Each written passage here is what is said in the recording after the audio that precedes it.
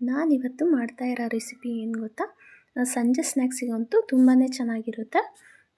ಚುರುಮುರಿ ಮಾಡ್ತಾಯಿದ್ದೀನಿ, ನೋಡ್ಕೊಳ್ಳಿ ಯಾಕೆ ಮಾಡೋದು ಅಂತ ಹೇಳ್ಬಿಟ್ಟು. ತುಂಬ ಕ್ವಿಕ್ಕಾಗಿ 5 ನಿಮಿಷದಲ್ಲಿ ಆಗೋವಂತಹ ರೆಸಿಪಿ ಇದು. ಸಣ್ಣ ಸಣ್ಣದಾಗಿ ಹೆಚ್ಕೊಂಡಿರೋ ಅಂತಹ ಈರುಳ್ಳಿನ ತೊಗೊಂಡಿದ್ದೀನಿ. ನಂತರ ಅದಕ್ಕೆ ನಿಂಬೆಹಣ್ಣು ಸಹ ತೊಗೊಂಡಿದ್ದೀನಿ. ಅರ್ಧ ಹೋಳಾದರೆ ಸಾಕು, ನಿಂಬೆಹಣ್ಣು ತುಂಬ ಏನು ಬೇಡ, ತುಂಬಾ ರುಚಿ ಕೊಡುತ್ತೆ ಅದು. ಮತ್ತು ಕೊತ್ತಂಬರಿ ಸೊಪ್ಪು ತೊಗೊಂಡಿದ್ದೀನಿ, ಟೊಮೊಟೊನೂ ಸಹ ತೊಗೊಂಡಿದ್ದೀನಿ, ಅದನ್ನು ಸಹ ಸಣ್ಣದಾಗಿ ಹೆಚ್ಕೊಂಡು ಇಟ್ಕೊಂಡಿರಬೇಕು. ಮತ್ತು ಕ್ಯಾರೆಟ್ನ ಒಂದು ತೊಗೊಂಡಿದ್ದೀನಿ, ಅದನ್ನು ಸಹ ತುರ್ಜು ಎತ್ತಿ ಇಟ್ಕೊಂಡಿದ್ದೀನಿ. ನೋಡಿ, ಅದಕ್ಕೆ ಏನೇನು ಇಂಗ್ರೀಡಿಯೆಂಟ್ಸ್ ಬೇಕು ಅಂತ ಹೇಳ್ಬಿಟ್ಟು ಮತ್ತೆ ಹೇಳ್ತೀನಿ. ಇದನ್ನು ಸೈಡಿಗೆ ಎತ್ತಿಟ್ಕೊಂಡಿರೋಣ. ಮತ್ತು ಉಪ್ಪು ತೊಗೊಂಡಿದ್ದೀನಿ, ಅದಕ್ಕೆ ಸ್ವಲ್ಪ ಖಾರದ ಪುಡಿ, ನಮಗೆ ಎಷ್ಟು ಬೇಕೋ ಅಷ್ಟು ಮಾತ್ರ ತೊಗೊಳ್ಳಿ ಖಾರದ ಪುಡಿನ, ತುಂಬ ಏನು ಬೇಡ.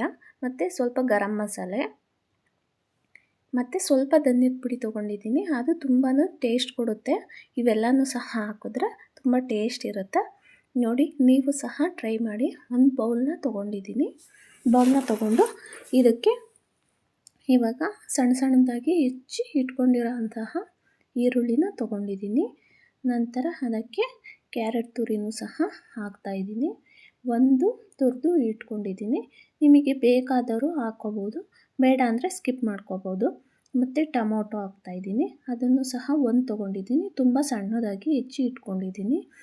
ಟೊಮೊಟೊ ತಿನ್ನಲ್ಲ ಅಂತ ಅಂದವರು ಸಹ ತಿನ್ಬೋದು, ಅಷ್ಟು ಚೆನ್ನಾಗಿರುತ್ತೆ ಈ ಚುರುಮುರಿ.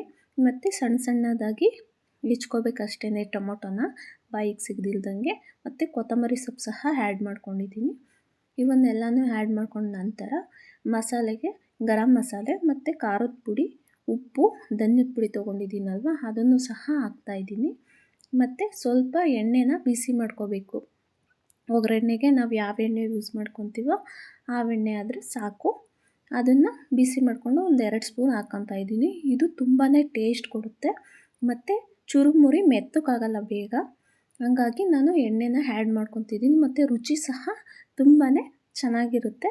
ನೀವು ಸಹ ಟ್ರೈ ಮಾಡಿ ನೋಡಿ. ಅದನ್ನು ಹಾಕ್ಕೊಂಡು ಈ ರೀತಿ ನೀಟಾಗಿ ಕಲಿಸ್ಕೋಬೇಕು. ಕಲಿಸ್ಕೊಂಡಿದ್ದ ನಂತರ ಅದಕ್ಕೆ ನಿಂಬೆಹಣ್ಣು ಸಹ ಹಿಂಡ್ಕೊತಾ ಇದ್ದೀನಿ. ಹಿಂಡ್ಕೊಂಡು ಮತ್ತೆ ಅದನ್ನು ಕೈ ಆಡ್ಕೊತಾ ಇದ್ದೀನಿ. ಈ ರೀತಿ ಕೈ ಆಡ್ಕೋಬೇಕು, ಹಾಗಾದರೆ ತುಂಬಾ ಚೆನ್ನಾಗಿರುತ್ತೆ. ಟೇಸ್ಟು ಸಹ ತುಂಬಾ ಚೆನ್ನಾಗಿರುತ್ತೆ. ನೋಡಿ, ಹಿಂಗೆ ತಿನ್ನೋಕ್ಕೂ ಸಹ ತುಂಬಾ ಚೆನ್ನಾಗಿರುತ್ತೆ. ನಾನು ಒಂದು 3 ಇಡಿ ಪುರಿನ ಹಾಕ್ಕೊತಾ ಇದ್ದೀನಿ. 3 ಇಡಿ ಪುರಿ ಹಾಕ್ಕೊಂಡಿದ್ದ ನಂತರ ಅದಕ್ಕೆ ಬೂಂದಿ ಖಾರನ ಆ್ಯಡ್ ಮಾಡ್ಕೊತಾ ಇದ್ದೀನಿ. ಬೂಂದಿ ಖಾರ ನನಗೆ ತುಂಬಾ ಇಷ್ಟ ಚುರುಮುರಿಗೆ, ಹಾಗಾಗಿ ನಾನು ಈ ರೀತಿ ಚುರುಮುರಿಗೆ ನಾನು ಬೂಂದಿ ಖಾರನೇ ಯೂಸ್ ಮಾಡೋದು. ನೀವು ಸಹ ಬೂಂದಿ ಖಾರ ಯೂಸ್ ಮಾಡಿ ನೋಡಿ ಹೇಗಿರುತ್ತೆ ಅಂತ ಹೇಳ್ಬಿಟ್ಟು. ಅದನ್ನೆಲ್ಲ ಹಾಕ್ಕೊಂಡು ನೀಟಾಗಿ ಕಲಿಸ್ಕೊಳ್ಳಿ, ನೀಟಾಗಿ ಕೈ ಆಡ್ಕೊಳ್ಳಿ. 1 ಸ್ಪೂನ್ ತೊಗೊಳ್ಳಿ, ಇಲ್ಲಾಂದರೆ ಕೈಯಲ್ಲೇ ಕೈ ಆಡ್ಕೊಬೋದು. ನನಗೆ ಕೈಯಲ್ಲಿ ಏನಾದರೂ ಹಂಗೆ ಕೈ ಆಡ್ಕೊಂಬಿಟ್ರೆ ಕೈಯೆಲ್ಲ ಉರಿಯುತ್ತೆ ಅಂತ ಹೇಳ್ಬಿಟ್ಟು ನಾನು ಸ್ಪೂನ್ ಸಹಾಯದಿಂದ ಕೈ ಆಡ್ಕೊತಾ ಇದ್ದೀನಿ. ನೀವು ಸಹ ಸ್ಪೂನಲ್ಲಾದರೂ ಮಾಡ್ಕೋಬೋದು, ಕೈಯಲ್ಲಾದರೂ ಮಾಡ್ಕೋಬೋದು. ಮಾಡ್ಕೊಂಡಿದ್ದ ನಂತರ ನೋಡಿ ಯಾವ ರೀತಿ ಕಾಣಿಸ್ತಿದೆ, ಕಲರ್ಫುಲ್ಲಾಗೂ ಕಾಣಿಸುತ್ತೆ ಮತ್ತು ಟೇಸ್ಟಿನೂ ತುಂಬಾ ಚೆನ್ನಾಗಿರುತ್ತೆ.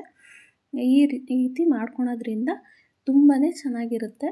ಮಕ್ಕಳಿಗೂ ಸಹ ತುಂಬಾ ಇಷ್ಟ ಆಗುತ್ತೆ. ಸಂಜೆ ಹೊತ್ತು ಈ ಥರ ರೆಸಿಪಿ ಮಾಡಿಕೊಂಡ್ರೆ ಸಾಕು. ಮತ್ತು ಟೀ ಜೊತೆಗೂ ಸಹ ಚೆನ್ನಾಗಿರುತ್ತೆ. ಸ್ವಲ್ಪ ಟೀ ಕುಡ್ಕೊಂಡು ಚುರುಮುರಿನ ತಿಂದ್ಕೊಂಡು ಮಾಡಿಕೊಂಡ್ರೂ ಸಹ ಚೆನ್ನಾಗಿರುತ್ತೆ.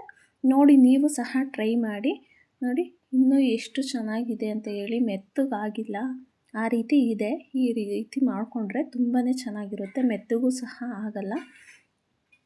ಬೇರೆ ಮೆಥಡ್ಗಿಂತ ಈ ಮೆಥಡಲ್ಲಿ ಯೂಸ್ ಮಾಡ್ಕೊಂಡು ನೋಡಿ ಯಾವ ರೀತಿ ಇರುತ್ತೆ ಅಂತ ಹೇಳ್ಬಿಟ್ಟು ನೀವೇ ಗೊತ್ತಾಗುತ್ತೆ ನಿಮಗೇ. ನಮ್ಮ ಚಾನಲ್ನ ಸಪೋರ್ಟ್ ಮಾಡಿ, ಸಬ್ಸ್ಕ್ರೈಬ್ ಮಾಡ್ಕೊಳ್ಳಿ. ನೀವು ಸಹ ಈ ರೆಸಿಪಿನ ಮಾಡ್ಕೊಳ್ಳಿ.